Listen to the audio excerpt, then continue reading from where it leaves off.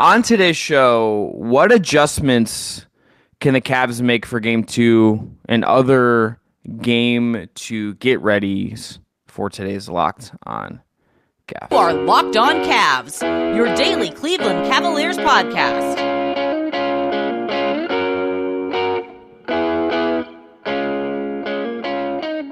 Today's episode is brought to you by Monopoly Go. I admit it, I have a competitive side, and it is a big fan of Monopoly Go, the mobile hit twist on classic Monopoly. So join your friends and download Monopoly Go, now free on the App Store or Google Play. I'm Chris Manning, that's Evan Dammarrell, Jake Stevens producing this one. Evan, we're going to start with the Cavs offense. 97 points in a Game 1 win, and a 102 offensive rating according to Clean the Glass, which would be well below league average. I want to say this as kindly as I can and as fairly as I can. The offense, if that is what it ends up being for this series, where it's Mitchell to run, which we talked about a lot on the show that went up on Sunday, and not that efficient, frankly, and maybe they just make some more shots and it tilts up a little bit, they turn the ball over a little bit less, and that helps too. If they smooth some of the edges out and it's still just kind of blah, there's a chance that's enough for the series and also caps what this team is going to do. I still think if I'm looking at like what is my biggest concern for Cleveland the rest of the series and theoretically beyond, and you don't want to count those chickens before they hatch, it's still what exactly is this offense and what kind of level can it get to after being not particularly very good for a while. Say the level it was at in game one was kind of like pickup at times, just where like dudes are beating the heck out of each other and like struggling to get buckets. And we talked about it in the first episode we recorded after in the wake of game one leading up to game two, that Donovan Mitchell really worked to get a lot of his buckets. I think that's to be expected just because Orlando and they are well coached by former Cavs assistant Jamal Mosley. That they understand the assignment that Mitchell is going to be the primary threat. Yeah, I think they did a good job of that, but like it wasn't very like clean offense as you had noted. And I think for me, at least, the Cavs can make adjustments where maybe they run a little bit more motion, a little bit more passing, make sure the ball doesn't stick so it isn't as muddy or just like sticky in general. And then also, like I had said, they started 5 of 5 from 3-point range. Didn't make another 3-pointer until, like I said, either the end of the third quarter or the beginning of the fourth.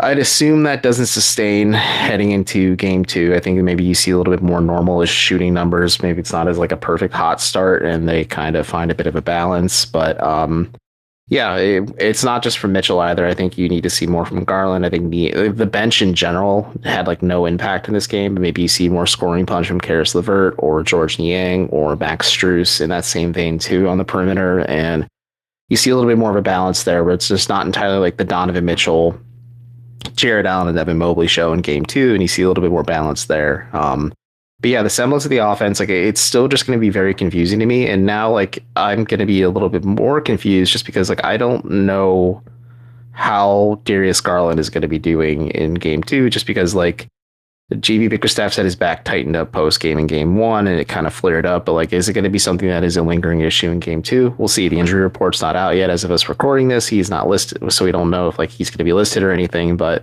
that could have an impact on things if like his back continues to tighten up, because like he was looking very stiff out there even after he waved off Bickerstaff and LeVert and elected to stay in the game and try and play through it. I think if I'm looking at like what is the lever Cleveland can pull just to kind of get some of the motion you're hitting at, Evan, I think it's just to play Sam Merrill more. I don't think like if you play the level you did defensively in this game, like he will give you motion shooting, he will give you spacing the Magic will freak out about, and like I think he will probably just make hard shots in a way that like Niang or Strus, like those guys just aren't the level of shooter Merrill is. I think that's the one lever they have that I think is in their comfort zone. And even maybe that's not in their comfort zone. I think we've talked about all year how JB can be hesitant to play Sam Merrill at times and be hesitant about embracing that. But I think that's the lever. If you're talking about like, okay, we'll see what Garland is. You can't. Maybe there's adjustments they make on Mitchell, and like his space is a little bit more crowded. I think Sam Merrill is like is the lever you can pull to just generate some more open looks.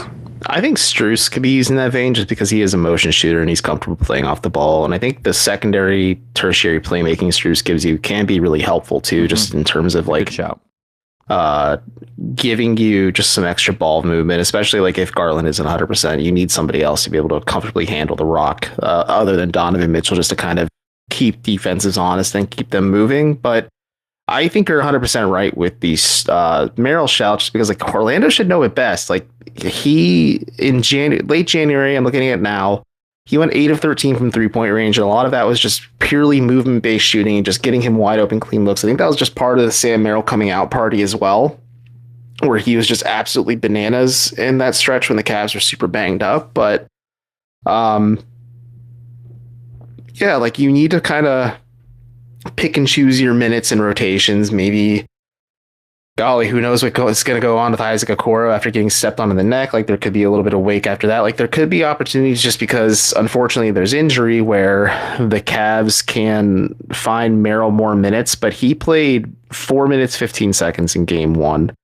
I think you need to kind of maybe pull the cord elsewhere, maybe let it rip. Maybe you just have to find that balance in minutes whenever you can. But he only had 2 shot attempts, 2 rebounds, 1 assist in those 4 minutes he played. So like he didn't obviously make a huge impact just because he didn't play much at all. But yeah, like Okoro, 0 3-point attempts, Levert 1 3, but 0 of 1 from 3, Niang 0 of 4 from 3. Like you maybe want to afford some of those shot opportunities more to Merrill, just because he's constantly moving. And I think Orlando kind of knows, like, yeah, this guy can kill us because he has done it before. And the Cavs can definitely find ways to get creative with it. And also, I should correct myself, they didn't go 5 of 25 the rest of the way. They went 3 of 25 from the perimeter the rest of the way. Cleveland did, after starting the game 5 of 5 from 3. What to you would be, if there's anything you were concerned about aside from like the Garland part of it, is there anything about what the Cavs have done or what they haven't done that you are a little bit concerned about as far as the offense goes?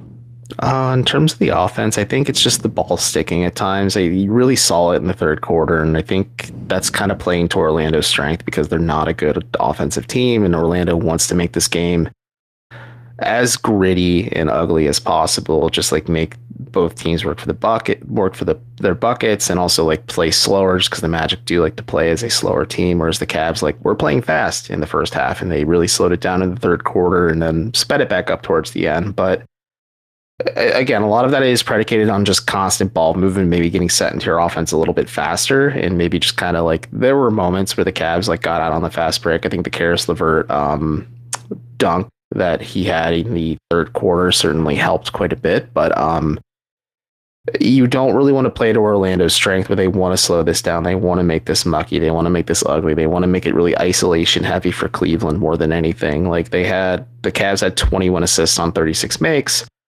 In an ideal world, you want more assists, clearly, but you want the ball to kind of remain hopping. And I noticed, at least in the third, like when the Cavs were doing a lot of isolation stuff and kind of like throwing things and pressing a little bit against Orlando, it allowed the Magic to kind of remain comfortable and then make the game a little bit tight for a bit until the Cavs blew it back open towards the end of the third. But you want to avoid the situations and scenarios entirely, because you want to just coast wire to wire if you can. And there's certain small things you can do just to kind of make it a little bit easier on yourself. I think what Mobley does, and we're going to get to him defensively, I think more so than anything else in segment 2, I am curious just to see, what does he look like? Is the shooting thing just going to be a thing, and is this going to be can he just make at least one a game in the series? Because that will just go a really, really long way if this is going to work out a certain way for Cleveland. If the spacing is going to work and hold up and give Mitchell enough, like Mobley taking threes and hitting it, like, again, just one a game, I think would do a lot just to create a little bit more room and at least make Orlando think about where he is on the floor, if he's going to float out to the perimeter and not just kind of be in some of the overlapping spots with Allen. And that'll just, I think, help things, frankly, function a lot better for Cleveland the minutes those two guys are on the floor together, which is obviously a lot. All right, after this, Mobley and Allen, what they did, how that set the tone in game one, what it offered. We'll talk about that after this. Today's episode is brought to you by our friends at Prize Picks. Prize Picks is America's #1 fantasy sports app with more than 3 million members. It is the easiest and most exciting way to get in on the action while you watch your favorite sports and players. You just pick more or less on 2 or more player stats and watch the winnings roll in. Prize Picks has something for every sports fan, from basketball and hockey to League of Legends and everything in between. You can pick LeBron, Donovan Mitchell, Connor McDavid, and Jude Bellingham all in the same entry. PrizePicks is the best way to get action on sports in more than 30 states across the country, including California, Texas, and Georgia. And if you want to, you can play along some of PrizePicks' favorite players like the rapper Meek Mill and MMA fighter Sugar Sean O'Malley. You can find them under the Community Plays under the Promos tab of the app. So download the app today and use our code LOCKEDONNBA for a first deposit match up to $100. Again, download the app, use the code LOCKEDONNBA, and get a first deposit match up to $100. Pick more, pick less. It's that easy. That's at PrizePicks. All right, Mobley and Allen, Evan, what stood out to you about how those two guys played as a tandem? Well, I mean, Jarrett Allen, we know, isn't going to be like the jump shooter, but I think he really took advantage of the fact a good shout on your part that like he didn't look quite right, maybe comfortable is another way to put it, just in how the Cavs were playing. And he had admitted after they beat the Pacers, like mentally and physically, he was exhausted just from the stretch they had on the West Coast and just, like kind of the high pressure situations of them putting themselves in that situation where there's so much on the line in that Pacers game for them. Maybe like it was just the grind and the drag getting to him a little bit, and the time off was very much needed for Jarrett Allen just to kind of physically reset himself and mentally reset himself. And then, so you saw him just again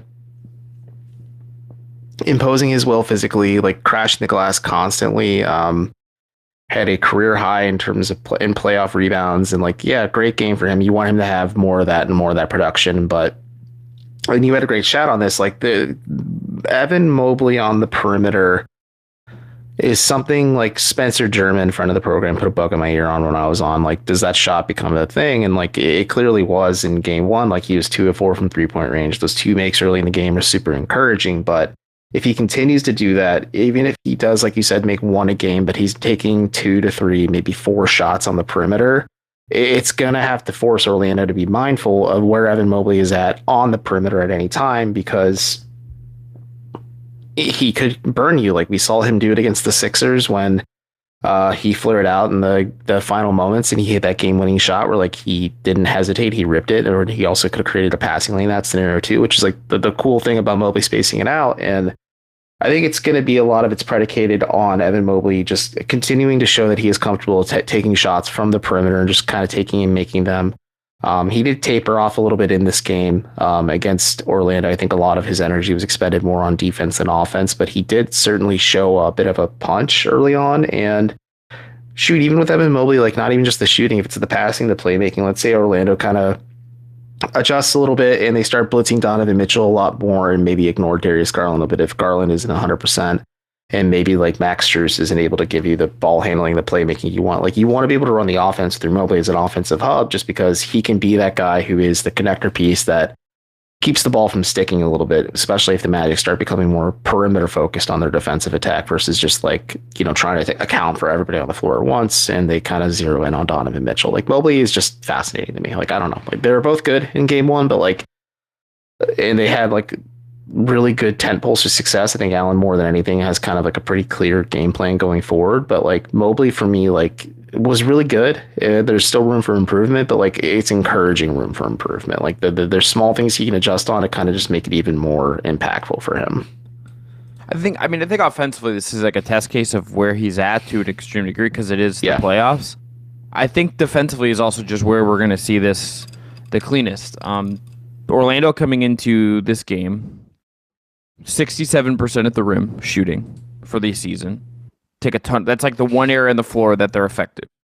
38% 0.5% of their shots came at the rim in the regular season. That was number 1 in the league. This team is, when they have offensive shots, it is built at the rim. You flip it in this game, 40% of their shots at the rim. So above their regular season number, a ton of their shots at the rim. They shot 55.2% at the rim. Jarrett Allen deserves credit for that. Evan Mobley deserves credit for that. That is about those two guys. That is not about like the perimeter defenders. That is, I think if you certainly they can help in the way they're playing with effort.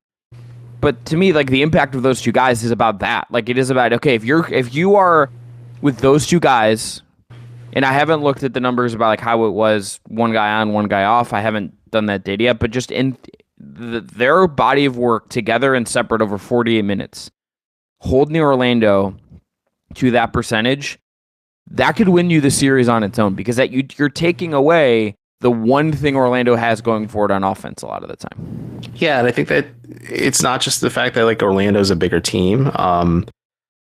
It's the way they're built too, like their guards, like whether it's Suggs or Fultz or even like Anthony Black, like they are not like perimeter like oriented guards. Like Gary Harris can take threes, sure, but like he's not like the primary offensive threat for the Magic. Like you rely on his length.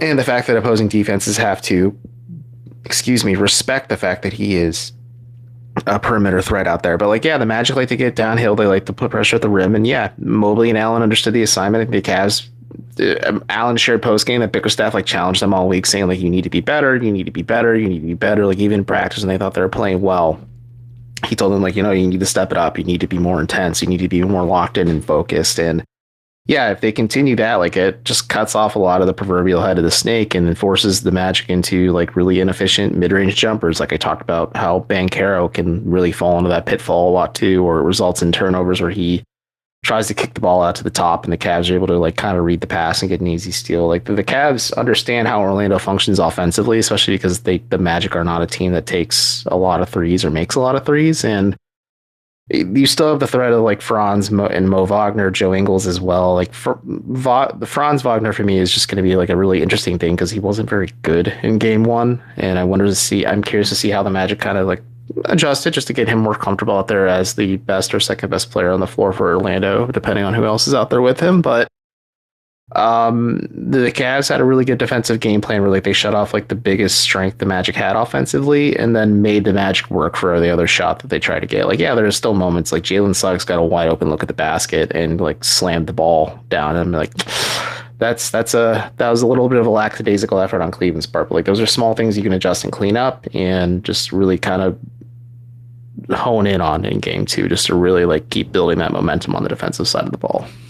Yeah, I think just even with what you're saying about it, it's like the Magic scored 83 points. You don't win a basketball game if you score 83 points. Or even 58 points through three quarters. And they were like beating the Cavs pretty handily in the third quarter. And then the Cavs just flipped the switch defensively again. And I was like, oh my gosh. I like looked at the scoreboard. I'm like, that's ghastly offense. Like that's ugly stuff.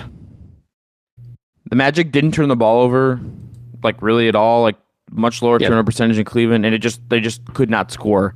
The Franz thing is interesting just because the story of his season, if you watch Orlando, if you've read about them or like you listen to Locked On Magic, like he's shooting under 30% from three on the year. It has been just falling off a cliff for him from three this season. Maybe he just doesn't have it, and that takes away, I think, something significant. All right, coming up next, we're going to get into adjustments for Game 2. What are we looking for on both sides as the series continues? Today's episode is brought to you by BetterHelp. Sometimes we all need the opportunity to get something off our chest. Big or small, certain things can really start to get to you. It's important to let that out, especially to someone who's unbiased on your life.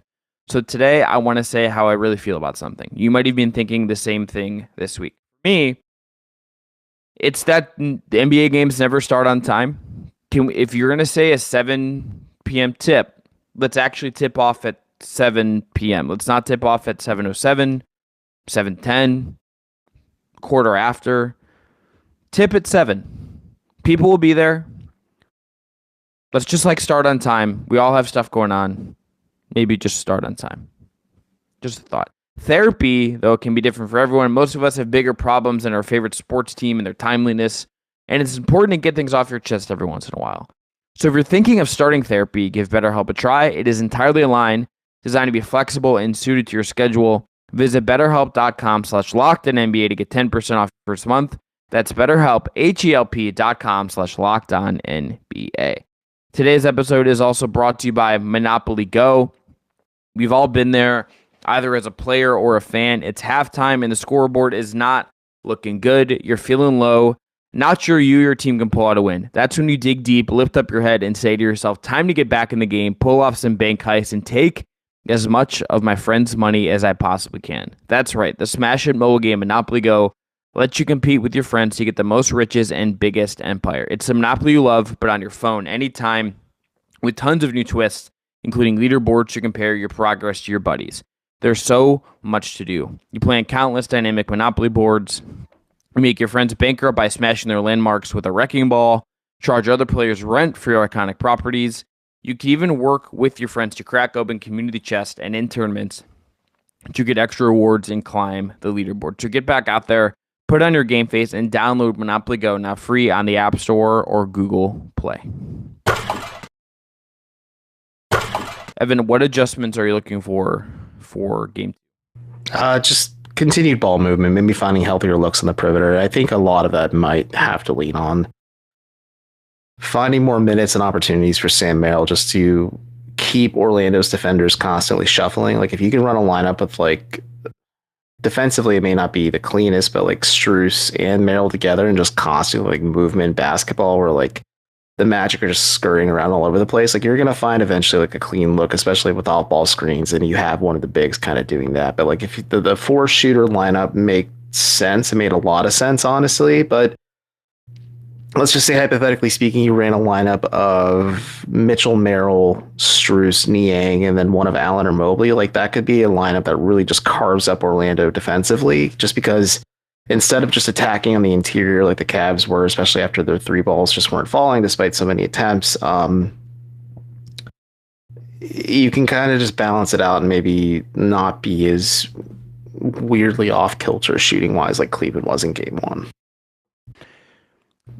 I think that's the obvious thing. I think it's just what to do. I think it's frankly just the question I'm asking. I don't even know if I'm not going to sit here and tell you I know exactly like what the right adjustments are for the teams. I think the Merrill lever is the easiest one. I think you would still see lineups where like it's not him, Niang, and Strus. If I'm just guessing what is JB's comfort zone, it might be Okoro on there instead of one of Niang or Strus. I could absolutely just kind of see him being comfortable in that direction.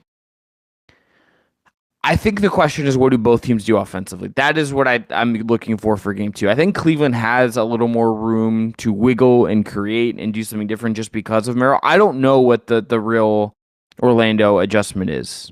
Like I don't see it. I think it's not just Franz Wagner shoots better. He hasn't shot well from 3 all year. Like they don't have the vertical spacing because that's not what Wendell Carter is as a center, right? Like that's not really what Isaac is in terms of what he's going to give you on offense. Like you just don't have the shooting lever to pull, nor do you have the playmaking thing to pull. So I'm curious to see just what they try to do. That's a little bit different. They could just try to like keep pushing the boulder up the hill and do the same thing, but I imagine they're going to have something that is a little bit different. It just has to be. So what do these teams both do for game 2 offensively? How do they adjust is to me the biggest thing that's going to tell us about where the series is going. Well, if the Magic want to have a Sisyphean effort on offense, their adjustments will have to be on defense then, clearly. Like I think a lot of it will predicate on throwing Jalen Suggs more at Donovan Mitchell, maybe finding ways to not have to have Banchero deal with Mobley directly. Maybe you find maybe it's more of like Isaac is mudding things up on the interior and the exterior. Like I think Isaac did a really good job against Max Strus and just whoever the Cavs or the Magic were throwing at on Cleveland's side of things. But yeah, offensively, I just don't see any major adjustments because Wagner's not going to come out lights out shooting. Joe Ingles, for what it's worth, yeah, he can give it to you, but he can't give you a lot of it anymore just because of where he's at physically and age wise in his career. And then Mo Wagner's just so reckless. He's probably going to foul out if you ask him to play serious minutes too.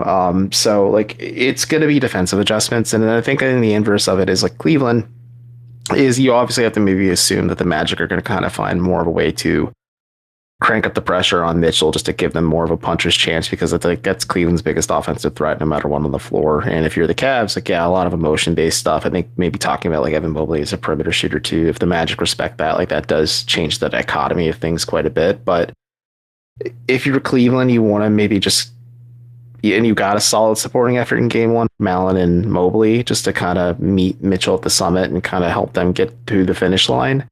But you were hoping that maybe somebody from the bench steps up too, and maybe that is Sam Merrill, maybe George Niang sees those shots of the four he didn't make go down. You want a little bit more bench production, I think, and just like ways to maybe like assume that like the Magic are going to hone in on Mitchell a lot more, and then you make the adjustments to assume Mitchell's going to see more pressure, and then maybe you make life a little bit more palatable for Darius Garland, especially if the back isn't an issue, or maybe you run more stuff for Evan Mobley just to kind of get him rolling too, especially because like he was hot and then tapered off. Like there are ways to do it, but I think for the Magic, like if they really want to turn this as ugly as possible, like they just got to keep cranking up the defensive pressure. And I'm curious to see how Cleveland maybe responds to some of the adjustments Jamal Mosley and his staff are scheming up. Line for game 2 via our friends at FanDuel. Cavs 5.5 point favorites on the spread. They are a minus 220 favorite if you just go straight money line. Orlando plus 180 for underdog. The over under for points set at 203. I like the under. That's high. I like the under. If you're a betting person, you might want to take the under in that game. That's an interesting one, yeah.